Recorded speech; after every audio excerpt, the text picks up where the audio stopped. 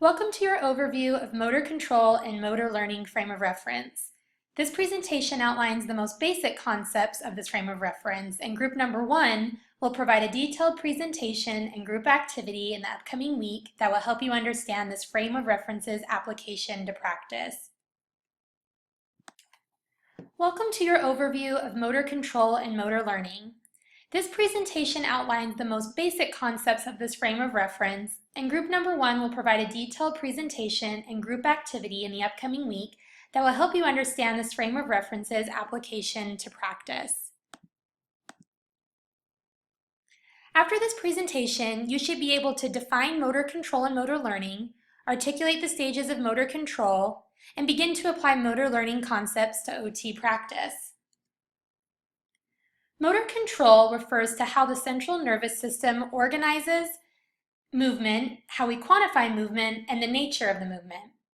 It's historically a bottom-up approach, meaning that when using this approach, you're generally treating the underlying motor dysfunction with the goal that this will improve the child's overall functioning.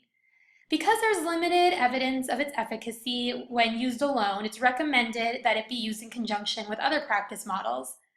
Examples of practice models that include motor control theory include NDT, reflex integration therapy, strength training, and activity-focused motor interventions.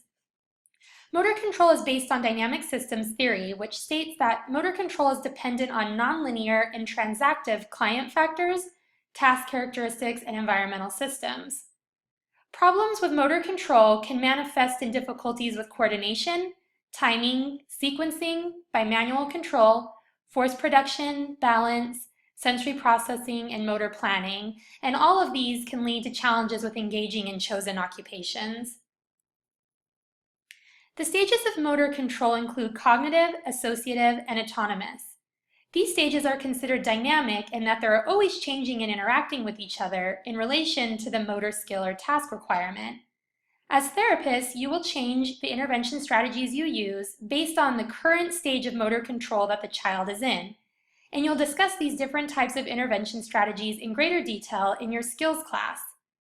But having an understanding of the different stages of motor control can help you as a therapist to know how to design your interventions. Each stage of movement involves interactions among the processes of cognition, perception, and action. Motor learning is the acquisition or modification of motor skills. Motor learning explores the concepts of transfer of learning, otherwise known as generalization, sequencing, adaptation of the task, the type and amount of practice, error-based learning, timing, and different types of feedback. As occupational therapists, it's important to be aware of the teaching-learning process between yourself and the child in order to incorporate motor learning principles into practice to improve the child's motor functioning. There are several different motor learning strategies that will be discussed in your skills class in greater detail and are also discussed in the assigned chapter in K. Smith and O'Brien this week.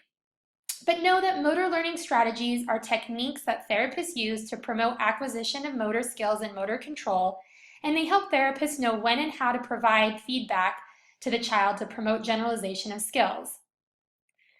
That sums it up for this presentation. I know it's short, and I look forward to learning more about the motor control, motor learning frame of reference from group number 1 this week in class. And all students should make sure to complete the reading in order to prepare for the group discussion of this frame of reference in class this week. Thanks.